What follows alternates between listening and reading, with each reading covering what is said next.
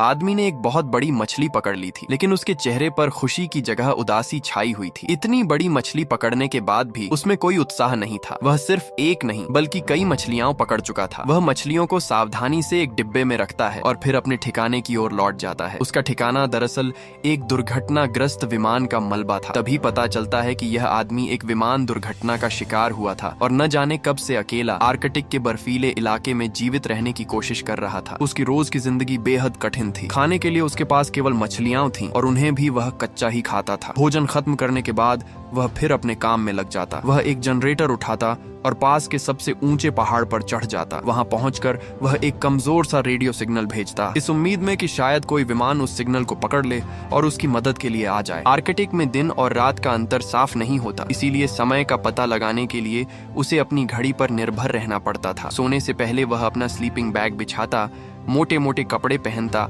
और खुद को पूरी तरह ढक लेता ताकि ठंड से बच सके। हर दिन वह एक खास जगह पर भी जाता था। वहां पत्थरों का एक ढेर था जिस पर जमी बर्फ को वह सावधानी से हटाता रहता था। देखने से ऐसा लगता था कि वह किसी कब्र की देखभाल कर रहा हो। शायद वह उसके किसी दोस्त या पत्नी की कब्र थी। वह वहां मिट्टी खोदता, हल्के रंग के पत्थरों को बाहर निकालता ताकि सफेद बर्फ और गहरी मिट्टी के बीच साफ अंतर दिखाई दे सके। हर दिन एक निश्चित समय पर वह उस जगह से निकल जाता। दूर से देखने पर पता चलता था कि उसने बर्फ और पत्थरों की मदद से एक विशाल SOS संकेत बनाया हुआ था ताकि आसमान से गुजरने वाले विमान उसे देख सकें। इसके बाद आता था उसका मछली पकड़ने का समय। मोटी रस्सियों और तारों से उसने एक साधारण सा मछली पकड़ने का उपकरण बना रखा था। एक दिन उसकी मछली पकड़ने वाली लाइन टूट गई। लगता था कि इस बार कोई बहुत बड़ी मछली फंस गई थी। तभी अचानक एक बड़ा लोहे का घंटा बजने लगा। आदमी समझ गया कि कुछ फंसा है। वह तुरंत दौड़ कर गया और लाइन खींचने लगा, लेकिन उसके लिए सिर्फ मछली पकड़ना ही काफी नहीं था। बचाव का सिग्नल भेजना भी उतना ही जरूरी था। इसलिए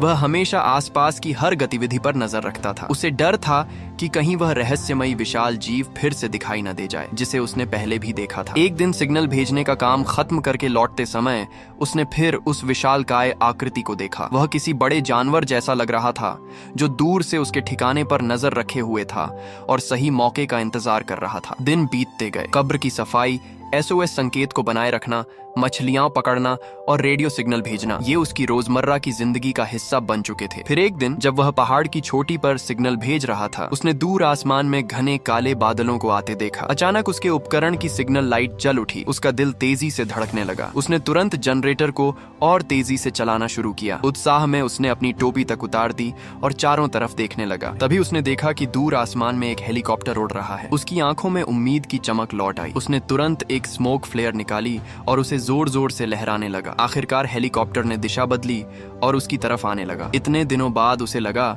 कि अब उसकी मुक्ति निश्चित है, लेकिन किस्मत शायद अभी भी उसके साथ नहीं थी। जब हेलीकॉप्टर उतरने ही वाला था, तभी एक तेज बर्फीली हवा का झोंका आया। पायलट नियंत्रण खो बैठा। हेलीकॉप्टर हवा में 2 बार घूम गया और फिर सीधे जमीन से जा टकराया। जिस आदमी ने कुछ सेकंड पहले उम्मीद की रोशनी देखी थी, वह फिर से निराशा के अंधेरे में डूब गया। उसकी आंखों में आंसू भर आए। उसके मन में खुशी, दुख, गुस्सा और बेबसी सब एक साथ उमड़ पड़े। कुछ देर बाद उसने खुद को संभाला और पूरी ताकत से दुर्घटना स्थल की ओर दौड़ा। वह हेलीकॉप्टर का दरवाजा तोड़कर अंदर घुसा। पुरुष पायलट की मौत हो चुकी थी, लेकिन अंदर एक महिला भी थी। सीट बेल्ट ने उसकी जान बचा ली थी, हालांकि वह गंभीर रूप से घायल थी। आदमी ने तुरंत फर्स्ट एड किट निकाली और उसके घावों पर पट्टी बांधनी शुरू कर दी। महिला की सांसें बहुत कमजोर थीं। वह न तो ठीक से बोल पा रही थी और न ही हिल-डुल सकती थी। उसकी देखभाल करने के बाद आदमी खुद भी थक कर चूर हो गया और हेलीकॉप्टर के अंदर ही सो गया। अगली सुबह अलार्म बजा तो वह जाग गया और हेलीकॉप्टर में उपयोगी सामान खोजने लगा। उसे एक बर्फ काटने वाला हथौड़ा, 2 सिग्नल फ्लेयर, एक बड़ा नक्शा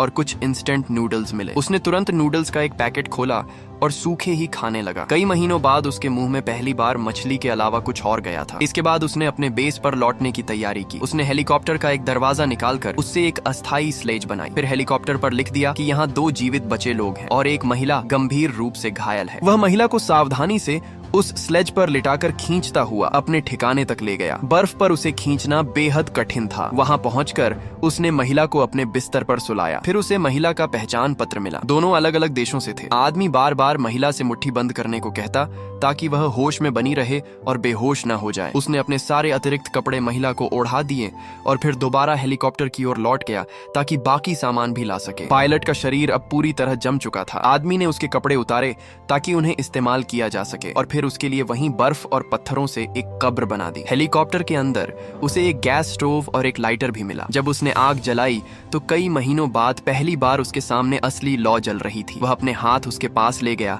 और उस गर्मी को महसूस करने लगा। यह एहसास उसके लिए किसी चमत्कार से कम नहीं था। उसे वहां एक पारिवारिक तस्वीर भी मिली। तस्वीर देखकर उसका दिल भारी हो गया। उसने वह तस्वीर अपनी जैकेट की जेब में रख ली। जब वह सामान समेटकर जाने लगा तो हेलीकॉप्टर के पीछे से कुछ आवाजें आने लगी। उसने जाकर देखा तो वहां एक असली स्नो स्लेज पड़ी हुई थी। यह देखकर उसके चेहरे पर महीनों बाद मुस्कान आ गई। उसने अपनी बनाई हुई कमजोर स्लेज की ओर देखा और फिर नई स्लेज की तरफ। अब उसकी मुश्किलें कुछ आसान हो सकती थी। रात को उसने गैस स्टोव जलाया और उसकी गर्मी का आनंद लिया। उसने महिला और उसके परिवार की तस्वीर खिड़की के पास रख दी। उसे बहुत अपराध बोध महसूस हो रहा था। उसे लगता था कि अगर उसने हेलीकॉप्टर को अपनी ओर संकेत न दिया होता तो शायद वह परिवार अब भी खुशहाल जीवन जी रहा होता। अब उसके पास एक बड़ा और स्पष्ट नक्शा भी था। वह पहले भी इस इलाके से निकलने की कोशिश कर चुका था लेकिन ज्यादा दूर नहीं जा पाया था। इस बार उसने नए रास्तों की योजना बनानी शुरू की। इसी दौरान मछली पकड़ने वाली घंटी फिर जोर जोर से बजने लगी। वह दौड़कर अपने जाल के पास पहुंचा और लाइन खींचने लगा। इस बार उसकी किस्मत अच्छी थी। उसने एक बेहद बड़ी और मोटी आर्कटिक मछली पकड़ ली। उसने तुरंत उससे स्वादिष्ट मछली का सूप बनाया। सबसे पहले उसने मछली का एक टुकड़ा चखा। महीनों बाद उसे गर्म और ताजा भोजन का स्वाद मिला था। फिर उसने नूडल्स तैयार किए और महिला को भी खिलाने की कोशिश की। महिला ने बड़ी मुश्किल से मछली का एक छोटा सा टुकड़ा खाया लेकिन उसके बाद वह मुंह भी नहीं खोल पाई। अगले कई दिनों तक आदमी अपनी रोज की दिनचर्या दोहराता रहा लेकिन कहीं भी बचाव दल का कोई निशान दिखाई नहीं दिया। धीरे धीरे उसकी सारी दवाइयां खत्म हो गईं। महिला की हालत में भी कोई सुधार नहीं आया। आदमी समझ गया कि यदि उसने जल्द कुछ नहीं किया तो महिला की मौत निश्चित है। उस रात वह बिल्कुल नहीं सो पाया। अपराध बोध और चिंता उसे अंदर ही अंदर खाए जा रही थी। अगली सुबह उसने हेलीकॉप्टर से मिला नक्शा निकाला और उस पर एक अपेक्षाकृत समतल रास्ता चिन्हित किया। योजना बनाने के बाद वह फिर से लगभग 1000 मीटर ऊंचे पहाड़ की चोटी पर पहुंचा और दूर दूर तक फैले अंतहीन बर्फीले मैदान को देखने लगा। चारों ओर फैली अनंत सफेद बर्फ को देखते हुए आखिरकार आदमी ने एक बड़ा फैसला कर लिया। उसने तय कर लिया कि अब वह इस जानलेवा बर्फीले मैदान को पार करके रहेगा। उसने हाल ही में पकड़ी गई सारी मछलियां अपने बैग में भर लीं और पीने के लिए पानी की एक पूरी बोतल भी साथ रख ली। जब सारी जरूरी चीजें इकट्ठी हो गईं, तब उसने घायल महिला को स्लेज पर मजबूती से बांधा और अपने उस अस्थायी लेकिन अपेक्षाकृत सुरक्षित ठिकाने को छोड़कर यात्रा पर निकल पड़ा। नरम बर्फ पर स्लेज खींचते हुए चलना बेहद थका देने वाला काम था लेकिन उससे भी ज्यादा महत्वपूर्ण था सही दिशा बनाए रखना। जहां तक नजर जाती थी सिर्फ सफेद बर्फ दिखाई देती थी। कोई निशान, कोई पेड़, कोई पहचान की चीज नहीं थी। इसीलिए जब भी वह किसी पहाड़ी, चट्टान या किसी अलग भू आकृति के पास पहुंचता तुरंत अपना नक्शा निकालकर अपनी स्थिति चिन्हित कर लेता ताकि रास्ता न भटक जाए। लेकिन जल्द ही उसे एहसास हुआ कि उसने स्लेज खींचने की कठिनाई को बहुत कम आंका था। यह सिर्फ शरीर की ताकत की परीक्षा नहीं थी बल्कि उसकी मानसिक शक्ति और इच्छा शक्ति की भी बड़ी परीक्षा थी। कई घंटे बीत गए। धीरे धीरे अंधेरा छाने लगा। आदमी ने फैसला किया कि वह एक बर्फीली पहाड़ी के नीचे रात बिताएगा। उसने बर्फ खोदकर 2 लोगों के लिए पर्याप्त बड़ा एक बर्फीला गड्ढा बनाया। ये एक प्राकृतिक इंसुलेटर की तरह काम करता था जो बाहर की ठंडी हवा को रोकता और अंदर की गर्मी को सुरक्षित रखता था। इससे महिला के शरीर का तापमान बहुत तेजी से गिरने से बच सकता था। अगली सुबह वह फिर तय किए गए रास्ते पर आगे बढ़ा। जल्द ही उसकी यात्रा की पहली बड़ी चुनौती सामने आ गई। उसके रास्ते में एक बेहद खड़ी ढलान खड़ी थी। ये लगभग 60 डिग्री की थी और नक्शे में दिखाए गए रास्ते से बिल्कुल अलग लग रही थी। उसने घबराकर नक्शा निकाला और दोबारा जांच की। पता चला कि वह रास्ता नहीं भटका था। समस्या यह थी कि यदि वह इस पहाड़ी को पार करने के बजाय उसका चक्कर लगाता तो यात्रा की दूरी 5 गुना बढ़ जाती। उसके पास इतना भोजन और पानी नहीं था। सबसे बड़ी बात यह थी कि महिला की हालत इतनी खराब थी कि वह इतना लंबा सफर शायद झेल ही नहीं पाती। आदमी पहले अकेला ऊपर चढ़ा ताकि हालात का जायजा ले सके। ऊपर पहुंचकर उसने देखा कि पहाड़ी के उस पार का रास्ता काफी समतल था लेकिन सामने की खड़ी चढ़ाई किसी दुःस्वप्न से कम नहीं थी। उसने पहले सामान को ऊपर खींच लिया। ये काम किसी तरह हो गया। फिर उसने स्लेज को रस्सियों से बांधा और पूरी ताकत लगाकर महिला को ऊपर खींचने की कोशिश करने लगा लेकिन वह महिला के वजन को कम समझ बैठा था। कई बार कोशिश करते हुए वह खुद लगभग नीचे गिर गया। दूर तक फैली समतल बर्फ को देखते हुए एक पल के लिए उसके मन में विचार आया कि क्या उसे महिला को यहीं छोड़कर अकेले आगे बढ़ जाना चाहिए। आखिर उसे छोड़ देने की बात किसी को कभी पता भी नहीं चलती, लेकिन कुछ क्षणों की उथल पुथल के बाद उसकी अंतरात्मा जीत गई। उसने उस विचार को हमेशा के लिए त्याग दिया और नक्शे पर बनी पुरानी रेखा काटकर एक नया रास्ता चुन लिया। अब वह महिला को साथ लेकर दूसरी दिशा में आगे बढ़ा। करीब 4-5 घंटे और चलने के बाद उसे महसूस हुआ कि अब आराम करना जरूरी है। एक पहाड़ी के नीचे उसे एक प्राकृतिक गुफा दिखाई दी। उसने अंदर झांक कर देखा। जगह सुरक्षित लग रही थी। वह पूरी ताकत लगाकर स्लेज को गुफा के अंदर ले गया। गुफा का आकार उम्मीद से कहीं बड़ा था। वहाँ वह आराम से अपना छोटा गैस स्टोव भी जला सकता था और खाना पका सकता था। रात को उसने महिला को खाना खिलाने की कोशिश की, लेकिन महिला अब इतनी कमजोर हो चुकी थी कि मुंह तक नहीं खोल पा रही थी। वह पानी भी नहीं पी पा रही थी। लगातार बढ़ती ठंड उसकी हालत को और खराब कर रही थी। रात में जब आदमी सोने की तैयारी कर रहा था, तभी अचानक एक विशाल ध्रुवीय भालू गुफा के बाहर आ पहुंचा। भालू को देखकर उसका खून जम गया। वह डरकर पीछे हटने लगा। भालू इतना बड़ा था कि उसका पूरा शरीर गुफा में नहीं आ सकता था। वह सिर्फ अपना सिर अंदर डाल पा रहा था। लेकिन असली समस्या यह थी कि भालू बहुत समझदार था। वह गुफा के सामने जमी बर्फ को खोदने लगा। अगर वह ऐसे ही खोदता रहता तो कुछ ही समय में अंदर घुस सकता था। आदमी ने तुरंत एक सिग्नल फ्लेयर जला ली। जलती हुई फ्लेयर हाथ में लेकर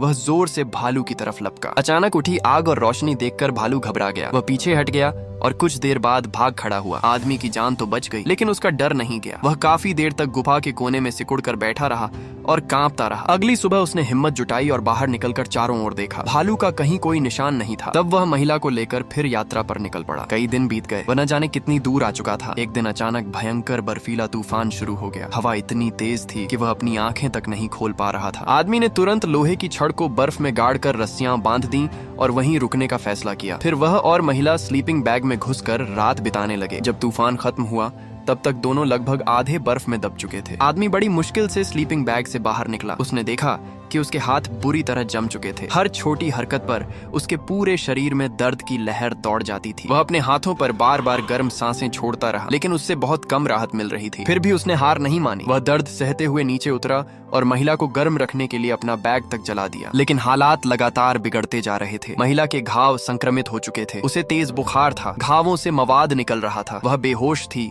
उसकी सांसें बहुत कमजोर थीं और उसके मुंह के किनारों से खून भी रिसने लगा था। आदमी समझ गया कि महिला की जीवन ज्योति बुझने के कगार पर पहुंच चुकी है। उसकी आंखों से आंसू निकल पड़े। आखिरकार उसने एक कठिन फैसला लिया। उसने सोचा कि शायद अब उसे अकेले आगे बढ़ जाना चाहिए, लेकिन जैसे ही वह कुछ कदम चला, जमीन उसके नीचे से खिसक गई। वह सीधे एक गहरी दरार में जा गिरा। जब उसे होश आया तब उसने पाया कि उसका दायां पैर चट्टानों के बीच बुरी तरह फंसा हुआ है। उसने पूरी ताकत से पैर निकालने की कोशिश की, लेकिन कोई फायदा नहीं हुआ। उसकी हालत देखकर वह खुद पागलों की तरह हंसने लगा। उसे समझ नहीं आ रहा था कि किस्मत उसके साथ इतना क्रूर मजाक क्यों कर रही है। आखिरकार वह थक कर जमीन पर लेट गया। जो आदमी इतने दिनों तक लोहे की तरह मजबूत बना रहा था, उसकी आंखों से अब आंसू बहने लगे। लेकिन वह इस अंधेरी दरार में मरने को तैयार नहीं था। उसने फिर से साहस जुटाया। दोनों हाथों से चट्टान के किनारे को कसकर पकड़ लिया। बाएं पैर को टिकाने की जगह बनाई। फिर एक गहरी सांस लेकर पूरी ताकत से शरीर को झटका दिया। दर्द इतना भयानक था कि उसकी चीख निकल गई। पहली कोशिश असफल रही, लेकिन उसने हार नहीं मानी। उसने फिर कोशिश की, फिर तीसरी बार। आखिरकार तीसरी कोशिश में उसका पैर बाहर निकल आया। अब वह घायल पैर को घसीटता हुआ गुफा से बाहर निकला और लंगड़ाते हुए वापस महिला के पास जाने लगा। वह अकेले मरना नहीं चाहता था, लेकिन जब उसने महिला का स्लीपिंग बैग खोला